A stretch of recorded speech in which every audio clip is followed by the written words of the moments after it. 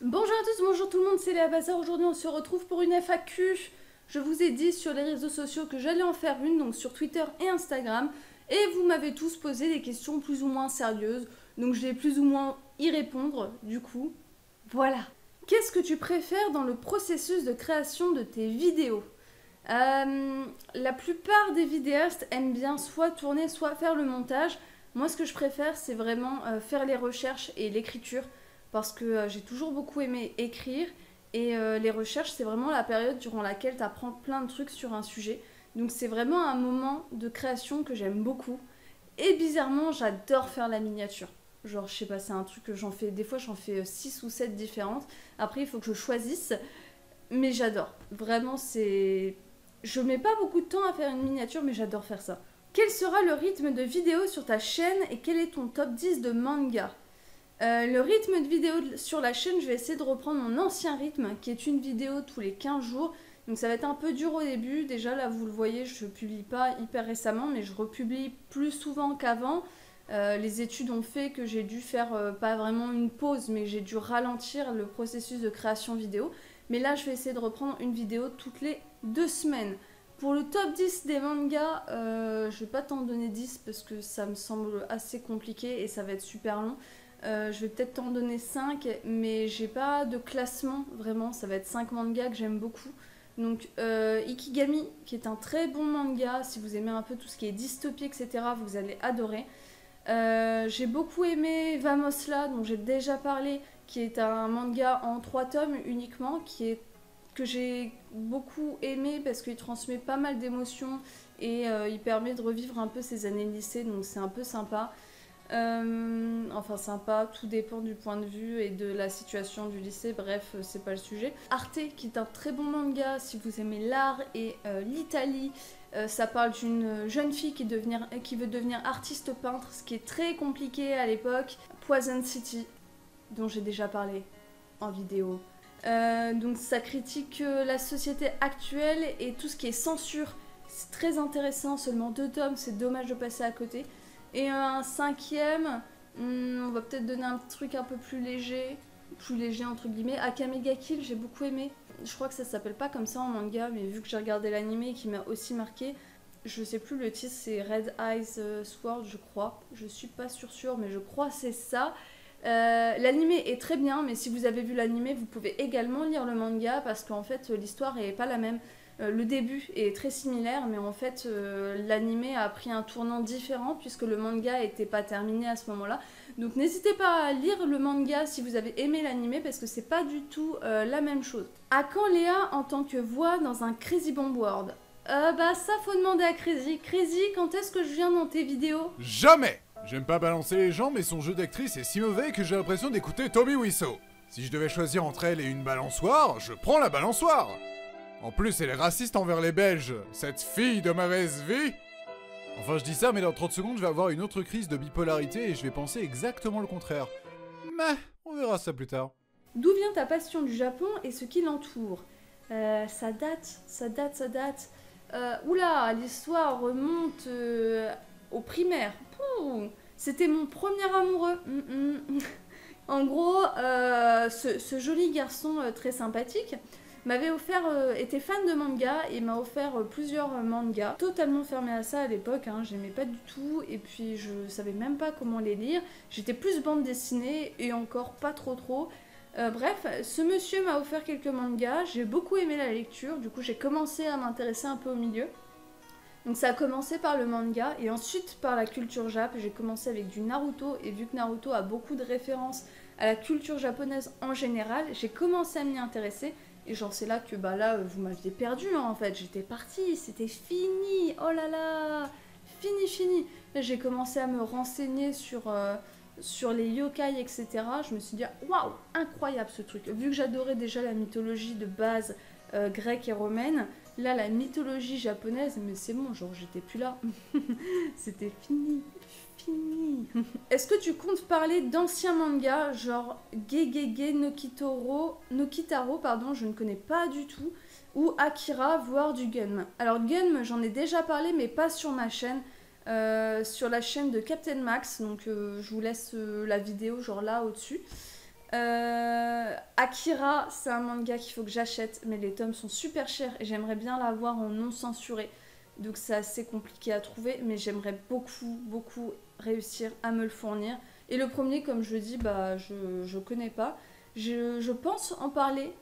Akira, si j'arrive à me le fournir, oui, j'en parlerai certainement, parce que c'est quand même un manga qui a beaucoup marqué la culture manga. Donc je pense que si j'arrive à me le fournir et à le lire, j'en parlerai. En dehors de ça, j'ai acheté pas mal de mangas de Tezuka, les intégrales là qu'ils ont réédité. Je trouve d'ailleurs les mangas sont magnifiques et ça peut-être que j'en parlerai sur la chaîne parce que j'estime que Tezuka est un pilier du manga et donc je pense en parler, peut-être pas tout de suite mais j'en parlerai. Ça fait quoi d'être plus connu pour ses tweets que pour sa chaîne YouTube?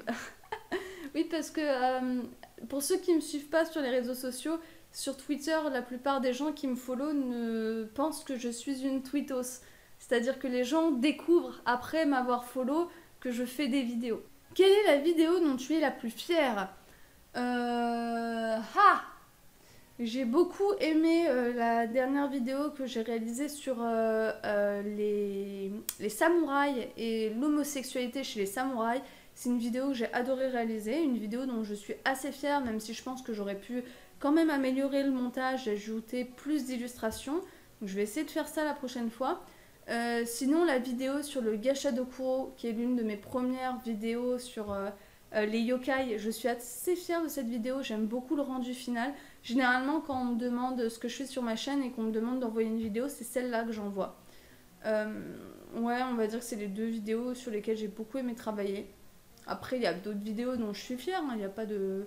Globalement, je suis assez contente de mon travail, même si forcément, tu as toujours ce recul qui fait que t'es jamais satisfait à 100% de ce que tu fais.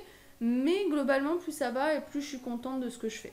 Voilà. Tu préfères qui entre la petite Yoja et Crazy Bomb? Bah, Crazy Bomb, c'est lui qui a le plus d'abos. Faut bien que je gratte des abonnés quelque part, Yoja. Réfléchis un peu, franchement. Est-ce que ta chaîne YouTube peut t'apporter des opportunités de carrière? C'est compliqué comme question, oui et non, je dirais en tant que youtubeuse, non. Comme je disais, je me vois pas faire mon travail YouTube de mon travail ou de mon travail YouTube, je sais pas dans quel sens, vous le mettez dans le sens que vous voulez. Après, est-ce que dans ma carrière professionnelle ça peut m'aider? Oui, parce que du coup je sais faire du montage vidéo, en marketing c'est quelque chose qui est recherché. Des gens qui savent faire de la photo, du montage vidéo, qui savent réaliser des courts-métrages, qui savent cadrer, qui ont de la créativité, finalement c'est quelque chose qui est recherché. Donc ça pourrait m'aider si je voulais bien le mettre sur mon CV.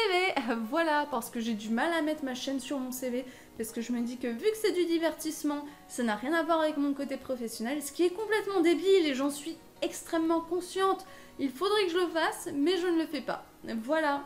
Qu'est-ce que tu fais comme études et métiers? Eh bien, j'étais étudiante en marketing, je viens d'avoir mon master de commerce marketing et en même temps j'étais en alternance en tant que commerciale dans une société qui faisait de l'énergie. J'adore bosser dans l'énergie, c'est super intéressant. Donc voilà, c'est l'idée. D'ailleurs, je crois qu'il y avait une autre question qui me parlait d'alternance. Oui, je conseille énormément l'alternance. Je pense pour l'intégration dans un milieu professionnel, l'alternance, il n'y a rien de mieux. Franchement, c'est top. Et en plus, ça paye tes études et tu as un salaire à la fin du mois. Je ne vois pas comment on peut faire mieux. Comment Webtoon t'a contacté? Par mail. Voilà, je sais pas, c'est pas moi qui les ai contactés. Un jour, j'ai ouvert ma boîte mail et puis ils étaient là en mode coucou, on veut faire une vidéo avec toi. Je te dis d'accord, voilà, c'est tout, fin de l'histoire. Certains de tes proches savent que tu fais des vidéos. Si oui, ils en pensent quoi? La plupart de mes proches savent que je fais des vidéos, que ce soit mes amis ou ma famille. C'est très bien pris. Je l'ai pas dit au tout début, quand j'ai commencé à faire des vidéos, etc. C'était quelque chose qui était assez secret, dont je ne parlais pas. Mais en fait, c'était plus du stress qu'autre chose, parce que du coup, je cachais mes réseaux sociaux, je disais aux gens que j'avais pas forcément Instagram, etc. Parce que vu que mon seul compte Insta, c'était celui de YouTube, ou mon seul compte Twitter, c'était celui de YouTube, genre, il y a même des gens dans la vie qui venaient me follow, et genre, je les bloquais automatiquement, parce que j'étais en mode « Oh là là, il va découvrir ma chaîne YouTube, quelle horreur !» Oui, bon, je n'avais pas non plus la même qualité de vidéo à l'époque. Et j'en avais un peu honte. Sauf qu'aujourd'hui, j'ai trouvé ça débile. C'est une passion comme une autre, finalement. Donc voilà, la plupart des gens savent que je fais des vidéos. Tous mes amis le savent, je crois. Ouais. Non, du coup, c'est vraiment super bien pris par ma famille, par mes amis. Et je regrette de ne pas l'avoir dit plus tôt aux gens, parce qu'au final, j'ai caché des trucs qui n'étaient pas forcément nécessaires. Et je suis passée à côté de bons moments de rigolade avec les potes et tout. Donc non, c'est super bien pris, vraiment. Donc s'il y a des vidéastes qui hésitent à le dire à leur famille, franchement, soyez fiers de votre travail, même si vous n'avez pas une qualité de ouf et tout. Je veux dire, c'est votre passion, vos amis sont là normalement pour vous soutenir. C'est un peu bisounours ce que je vais dire, mais ils sont là pour vous soutenir. Si vos amis se foutent de votre gueule parce que vous faites des vidéos, bah changez d'amis en fait. C'est juste pas des amis, c'est des gros cons, c'est tout. Voilà. Je regarde pratiquement plus que tes vidéos. Je vais plus très souvent sur YouTube. Est-ce que depuis quelque temps, ta consommation de YouTube a changé? Oui, ma consommation de YouTube a énormément changé. Avant, je regardais YouTube tout le temps. Vraiment tout le temps. C'est-à-dire que quand je mangeais... Je parle de quand j'étais dans mon appart et que je vivais seule. Donc là, je suis revenue chez mes parents, le temps de trouver un taf. Mais quand j'étais seule à mon appart, j'avoue que je consommais énormément de vidéos YouTube. Ça a changé récemment. Déjà premièrement parce que je suis plus toute seule, donc je peux plus me permettre de faire ça. Et ensuite parce que j'ai énormément de mal à trouver du contenu qui m'intéresse. Donc j'essaye de trouver des nouvelles chaînes sur YouTube. C'est assez compliqué. YouTube me propose de plus en plus de choses qui n'ont rien à voir avec ce que j'aime regarder, ce qui a tendance à beaucoup m'énerver. YouTube a tendance à mettre en avant des choses qui ne m'intéressent absolument pas. Alors je pense que si YouTube le fait, c'est que ça intéresse beaucoup de gens. On est beaucoup à se plaindre, mais s'il le fait, croyez-moi, c'est qu'il y a une raison. Je pense également que YouTube essaye de changer un peu de cible, de conquérir les plus jeunes, parce que finalement c'est eux l'avenir. Hein. Nous on est grands, c'est bon, on est capable de se débrouiller tout seul sans avoir besoin d'un algorithme. Pour autant, je trouve ça très dommage parce que j'ai du mal à me retrouver dans le contenu. Les anciens youtubeurs que je regardais commencent à me désintéresser. Je consomme de plus en plus de vidéos à tendance éducative, entre guillemets. Ça va être beaucoup des vidéos sur l'histoire, un peu sur tout ce qui est astronomie, sur des faits de société, ce genre de trucs. Ouais, c'est un peu chiant à dire comme ça, mais c'est des choses qui m'intéressent. Mais si avant je passais une grosse partie de mes loisirs devant YouTube, aujourd'hui c'est plus le cas du tout. Je commence beaucoup à m'intéresser à Twitch, même si j'ai un peu de mal à trouver des vidéastes qui correspondent à ce que j'aime regarder.